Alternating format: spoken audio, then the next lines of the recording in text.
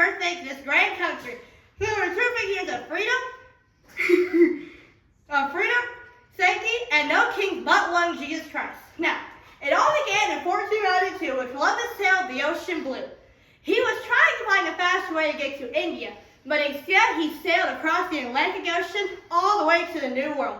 That's how Native Americans, the Indians, got their name.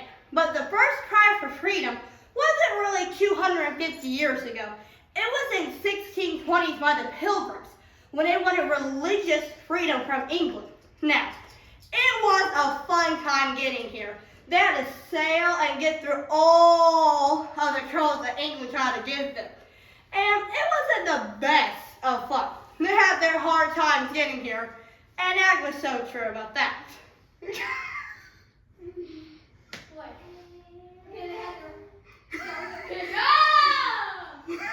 Stop ready. I'm ready. Are they selling something? Say you have the hard time. Hurry! I had a hard time getting here. I Come have here! a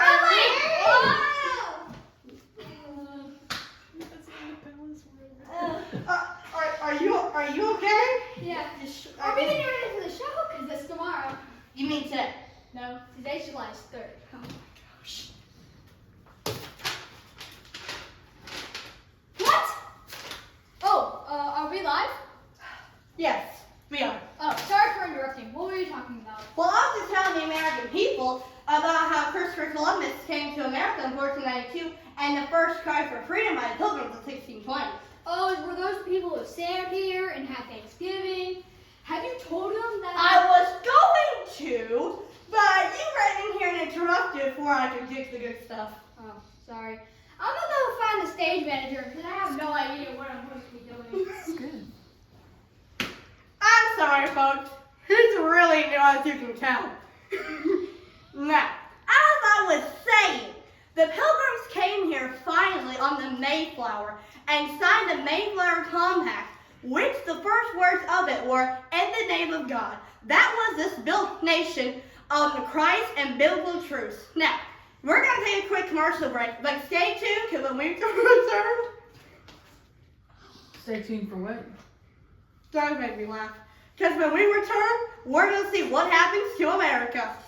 And clear! 30-second break.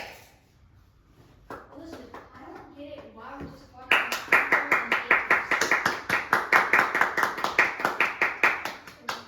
papers. Wait. Good job, Bentley. Bentley smiling. I don't get it. Why we're just talking about people and papers. What makes it so important? We need action.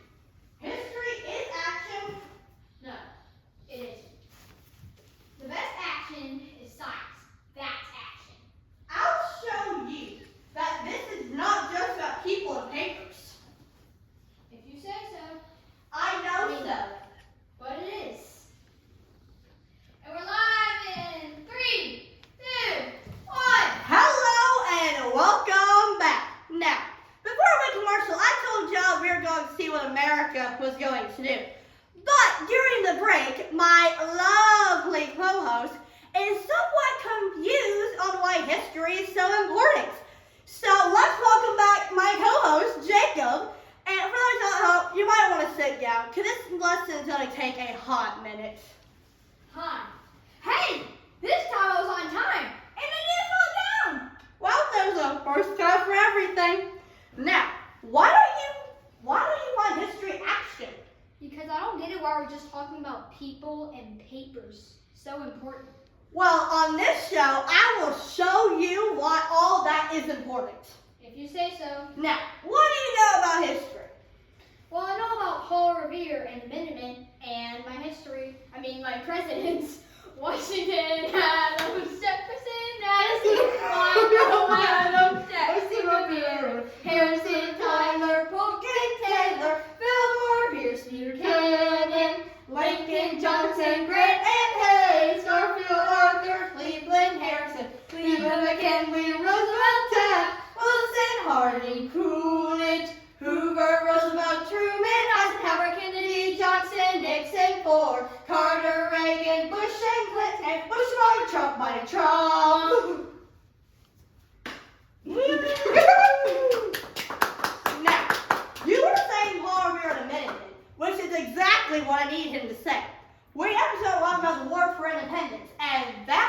where we're going to pick up. Now, a lot of stuff led up to the War for Independence, like the Boston Massacre, the Boston Tea Party. Wait. Wasn't the Boston Massacre when all those men died, and the Boston Tea Party is when they threw the tea?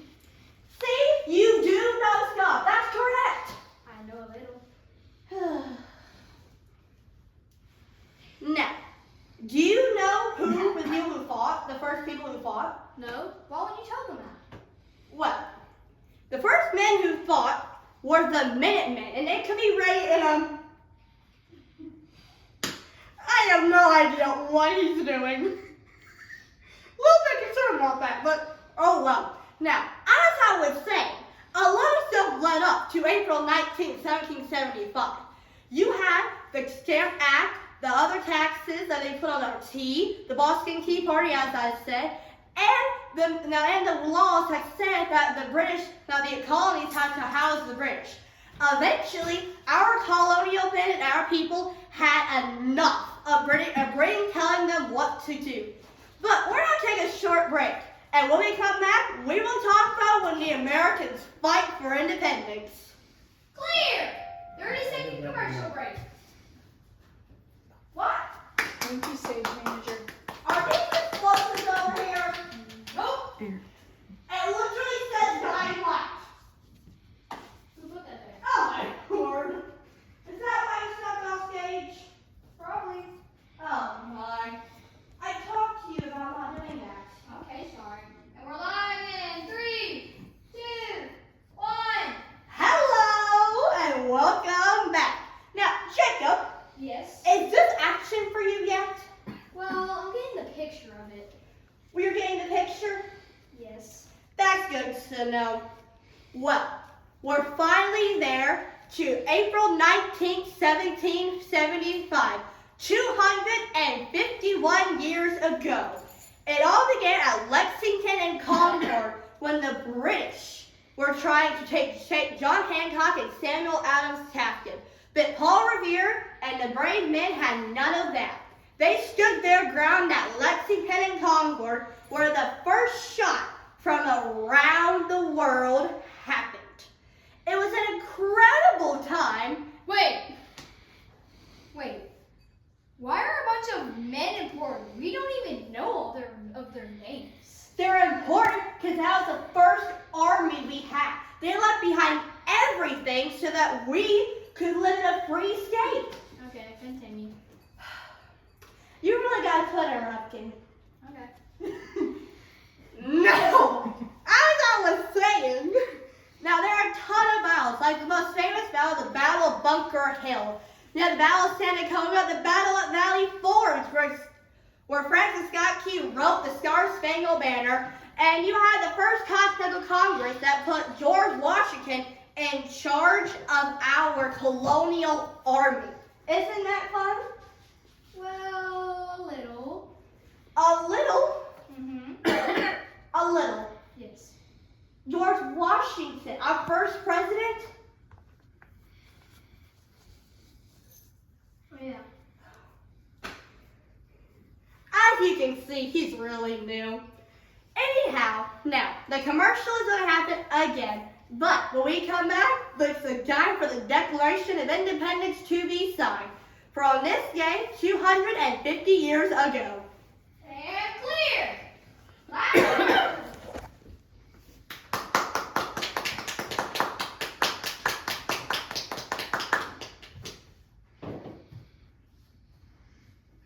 I'm getting the picture. Okay. Can you believe it that 250 years ago the Declaration was signed at the Library of Congress? I'm getting the picture. Freaking good. Wait a second. Okay. Okay. Okay. Okay. And we're live in 3, 2, 1. And welcome back. Now, this is where the most important part happens. But before I say that, Jacob, are you understanding a little bit of why all this is so important? I'm getting the picture. What did I just say about that? I'm getting the picture. Oh my.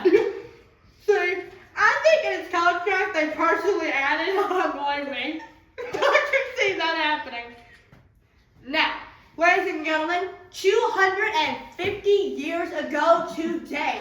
250 years ago today, July 4, 1776, our Second Continental Congress met and put on paper the Declaration of Independence, written by Thomas Jefferson, and all the banks signed it, with a bit of signature on it being John Hancock, as he stated that he agrees with this 100% with the king.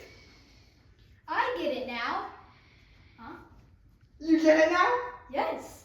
I get it now. The people and papers are about freedom and where we come from. See?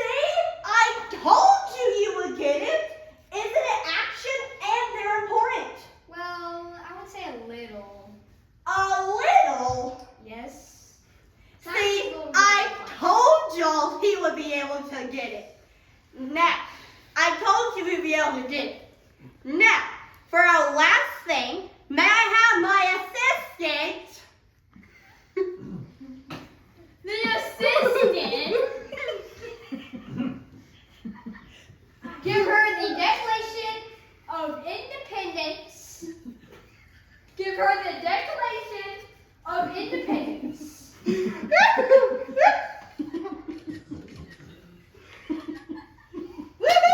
Good job, assistant! Okay. Cool. What? You really gotta learn how to chime in.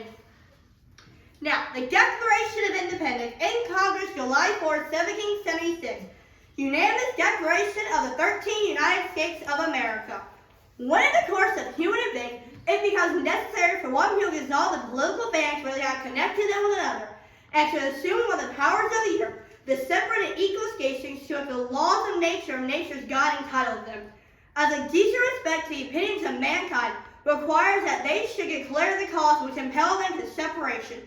We hold these truths to be self-evident, that all men are created equal, that they are endowed by their Creator with certain and inalienable rights, that among these are life, liberty, and the pursuit of happiness.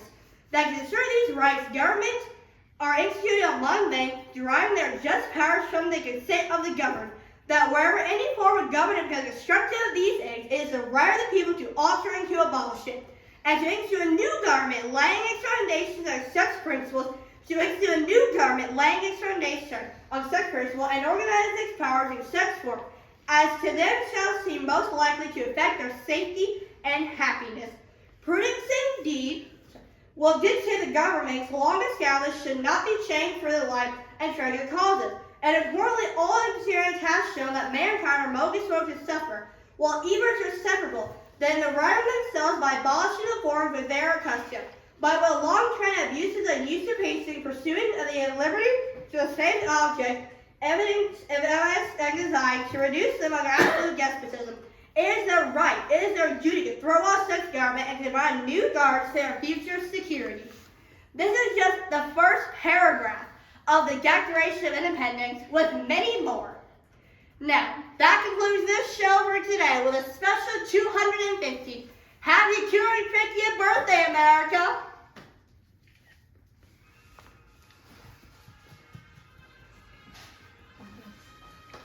Play the song.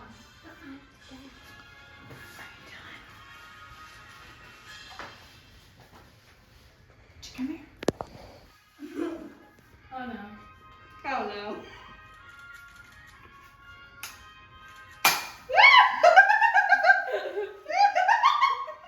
Thank you.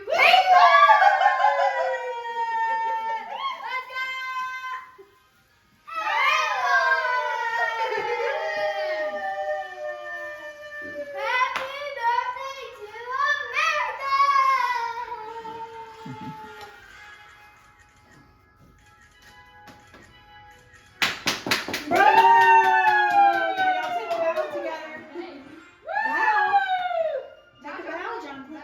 No, Bow. say it like this.